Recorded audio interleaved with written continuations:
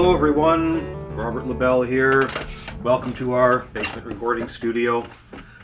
Our store manager informed me that after all this time of doing Tragically Hip videos and Sweet Home Alabama and Hotel California, in addition to blues, mandolin, and a number of other things, it was time to do some beginner videos.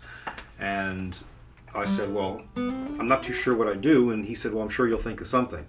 So I did, and I decided that I would show you what I do in the first few lessons.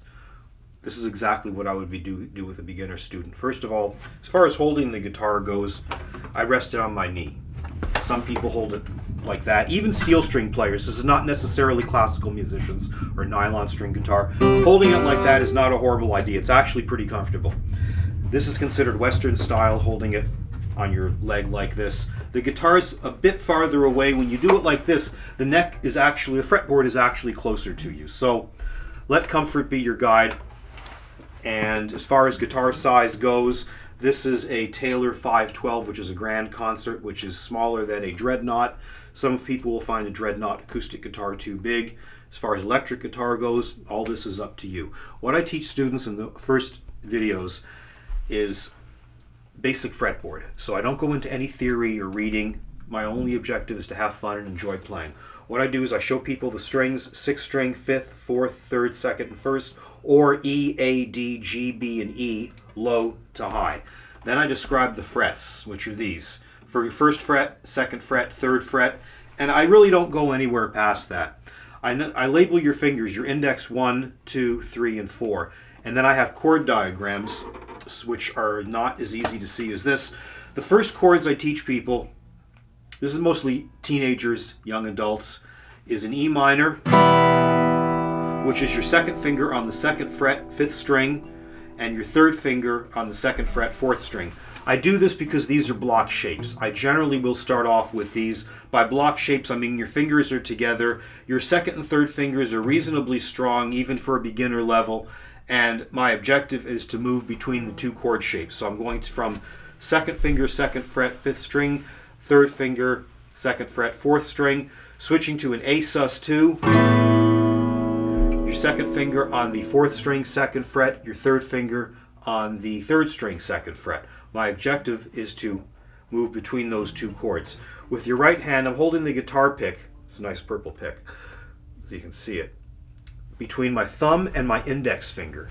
So my index finger is curled under and the guitar pick sits like this. You'll see some people, Carlos Santana holds it like this. He holds it with his thumb. If you want to do that, you can. Carlos Santana does that because he plays rather with the flat part of the pick. He plays with the edge of it. He gets a sharper sound. There's a big difference between this and this. It has, instead of, again, that's up to you. I would recommend holding it like this for starters. The objective is to have, you're playing from the elbow and moving from the wrist. The objective is to a sweeping motion. Your hand should be loose and relaxed, as supple as possible. It's a full motion. What I have people do is I have them start off with quarter notes, meaning every chord will get a full 4 beats. Have 1, 2, 3, 4, and then switch to the next chord. I encourage folks to get these chord shapes off the page and into their mind as soon as humanly possible. You want to get a visual picture, close the book that I've written it in, and go back and forth between the chords, then switch. Once you get fairly comfortable with this, I would recommend tapping your foot. Now, the music that we have in books, not on the internet by the way, not most of it. Most of what you download is just words with chords. The meter and the bars are left up to you. I spent a lot of time correcting internet transcriptions, which is fine with me. I've got no problem doing that. The issue is that I want to get people to count. And it's not that big a deal. The gag is that most music in Western culture is written in 4/4 time because musicians can only count as high as 4. But most of music is divided into groups of 4 in our culture. A lot of this is basic fractions, meaning that you have 4/4, which means you're counting 1, 2, 3, 4. I have the people who are working with me, your hand works with your foot. So you're counting 1, 2, 3, 4, and then switching to the next chord. For example, 1, 2, 3, 4, switch, 1, 2, 3, 4.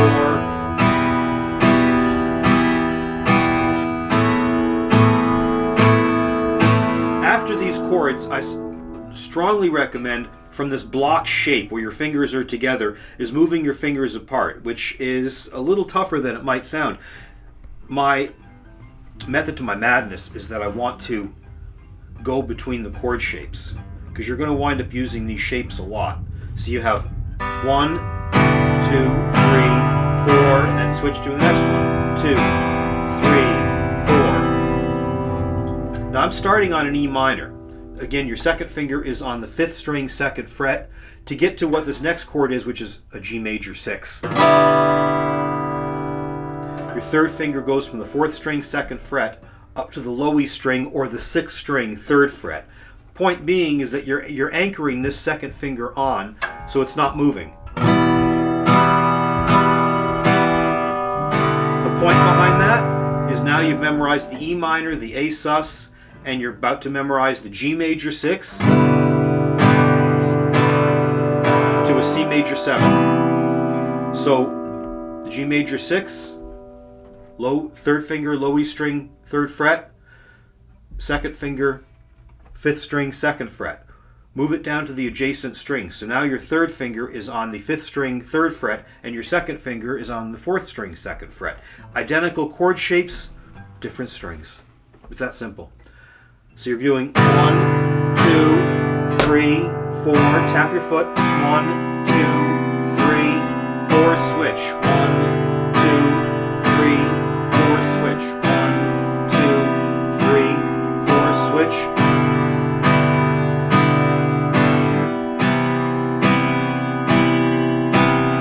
After this, I start to incorporate exactly the same chord shapes, only a different progression. So I started with E minor to A sus, G major 6, C major 7. Now I'm going to the A sus. 1, 2, 3, 4. Switch to the next chord. Your 3rd finger goes from the 3rd string, 2nd fret, up to the 5th string, 3rd fret.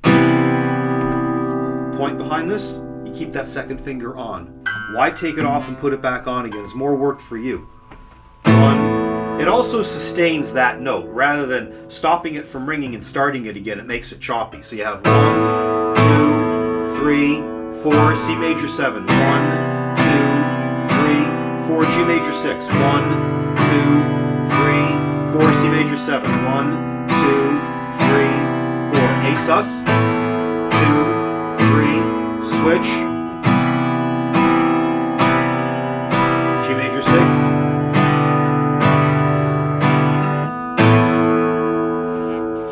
so we started on an E minor.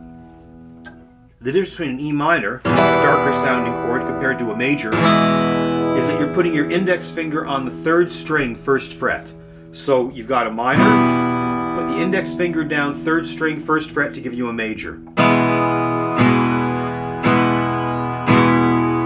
Now from that major, switch to the A sus 2.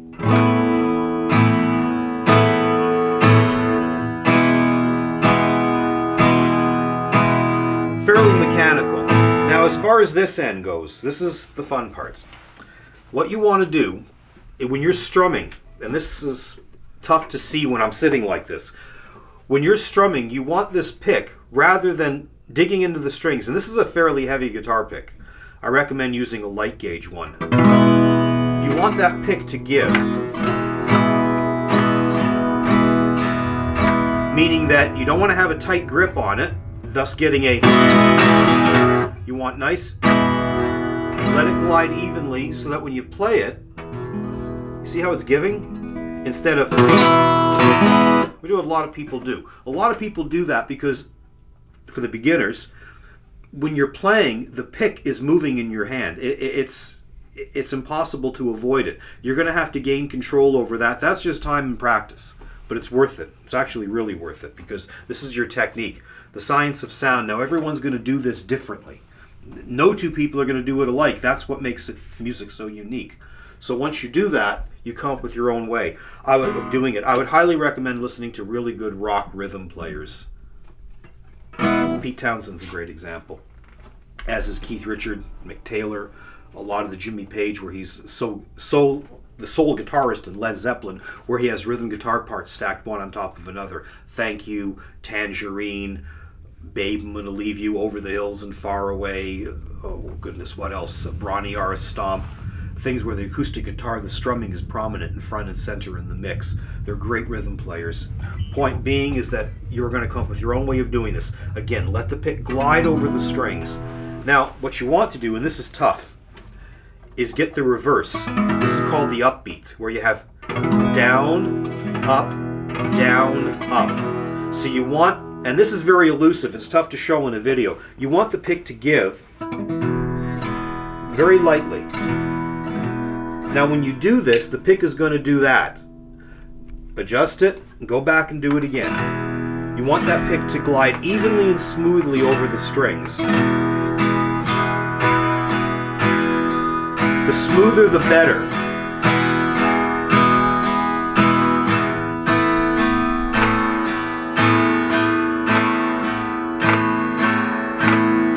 Now when I'm doing this, what I'm doing is called the upbeat, the quarter notes, which is the 1, 2, 3, 4.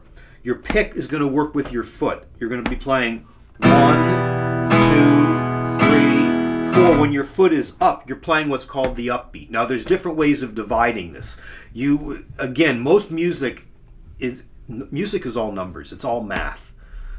And the vast majority of it is based on fractions and division. What's not based on fractions and division is based entirely on physics or the science of sound. Now, I'm not going to concern ourselves with technical and theoretical explanations, but what I'm getting at is that when you're playing, you're going down, up, down, up, down, up, down, up. That's got to be 1 and 2 and 3 and 4 and, compared to what we started off with on quarter notes, which was 1, 2, 3, 4. Now your foot comes up, so you're going 1 and 2 and 3 and 4 and 1 and 2 and 3 and 4, 1 and 2 and 3 and 4 and down, up, down, up, down, up, down, up, down, up, down, up, down, up, down, up. The truth is, guys, girls, you know what? It looks easier on TV. It really does. Because think of what we've learned. We've only been here for 15 minutes. We've talked about finger placement on several chords. We've talked about how to hold the pick, how to move between chords, which is a big deal, how to play downstrokes, quarter notes. These things are called quarter note time figures. You'll see these in the guitar magazines a lot, where they indicate down, down, up, down, up, down, up. And then we've also talked about doing down, up, down, up. So let's see. We've talked about chord diagrams, finger placement, rhythm, counting time, tapping your foot, and holding your pick. It's worse than golf. You've learned several things, and then you got to do it all at once. So it's not easy, but it's worth it, and it's special, because if everybody did it, it wouldn't be special. It's the beginning and the end of it.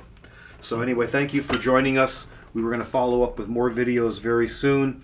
Stay tuned to us. We have got a ton of material coming your way. Thank you again for tuning in, folks. Take care. Bye for now.